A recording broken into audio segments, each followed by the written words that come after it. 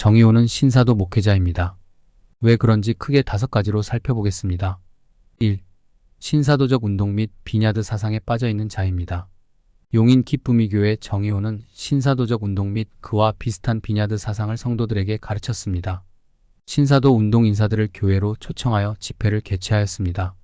피터 와그너의 서적을 교회 내 서점에서 판매하고 추천했습니다. 피터 와그너가 직접 세운 사도 채안, 신디 제이콥스, 인터콥 최바울, 여러 국내외 여러 신사도 인사들 초청했습니다.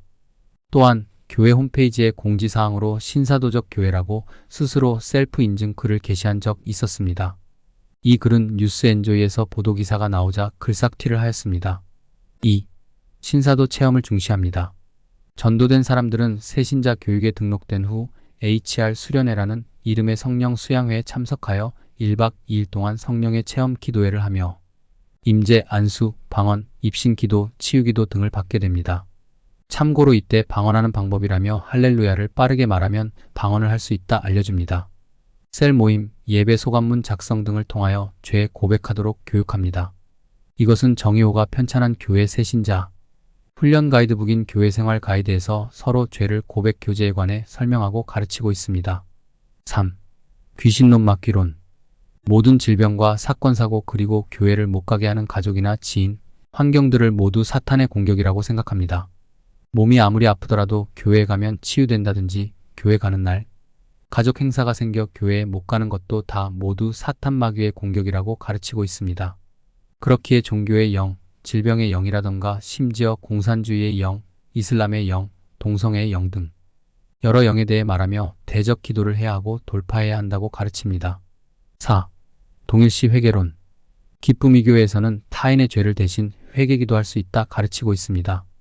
이는 중세의 면죄부를 팔면서 연옥에 있는 자를 지옥이 아니라 천국으로 인도한다는 가르침과 어떤 차이가 있을까요?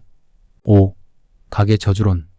메릴린 히키에 져서 가계에 흐르는 저주를 끊어야 산다에서 소개된 이단 사상으로 조상이 지은 죄에 대한 저주로 인하여 현재의 후손들에게까지 영향이 있다는 이단 사상입니다. 정의호는 2005년 설교에서 직접적으로 가계 저주론에 대해 성도들에게 얘기한 증거가 남아있으며 가계 저주론 책을 추천하였습니다.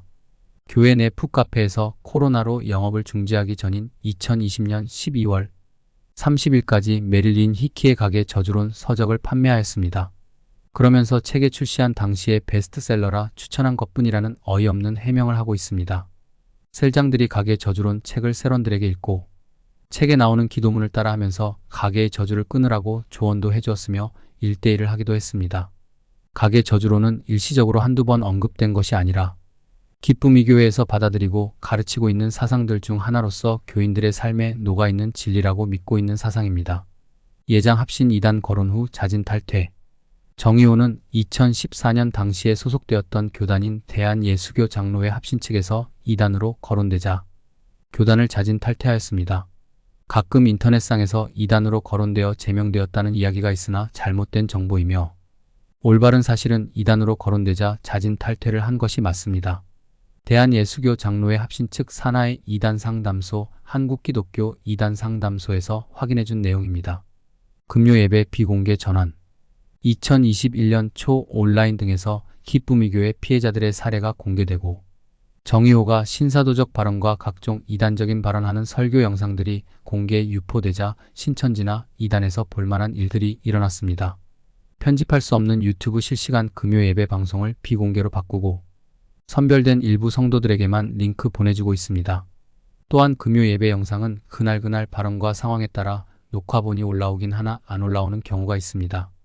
애초에 당당하면 왜 공개하지 못하는지 의문입니다. 여러분은 용인 기쁨의 교회 정의호에 관해 그리고 거기서 신앙생활하는 하마성경 정은수 신학과 교리에 관해 어떻게 생각하시나요? 그리고 거기서 자라고 부모님도 여기서 섬기는 이데닉 라이프 체이든 신학과 신앙은 건전하다고 보아야 할까요? 왜 하마성경, 정은수 그리고 이데닉 라이프 체이드는 자신의 소속 교회를 숨기고 있을까요? 뼛속까지 신사도 신학과 사상이 물들어 있는 이런 자들의 유튜브를 조심해야 합니다. 2024년 9월 정의호 그리고 더 크로스 처치 박호종은 이단자로 판명이 될 수 있습니다. 혹 판명이 나지 않더라도 이런 자들의 설교 그리고 집회는 조심해야 합니다. 2단, 3단 사이비 신학과 사상은 영혼을 병들게 합니다. 침례 교단은 하루속히 박후종 이단 사상을 조사하고 교단에 더 이상 깊이 관여하지 않도록 해야 합니다. 그리고 정의호, 박후종과 함께하는 자들을 눈여겨보아야 합니다. 같은 신사도 목회자들입니다. 신사도 이단에 동조하는 자들이 있기에 신사도 이단 사상은 교회에 깊이 스며들어 오는 것입니다. 옛말에 끼리끼리 다닌다고 했습니다. 데이비드 차 강단에 섰던 자들은 자신 유튜브에서 데이비드 차를 삭제하고 데이비드 차와 함께한 것을 숨기고 있습니다.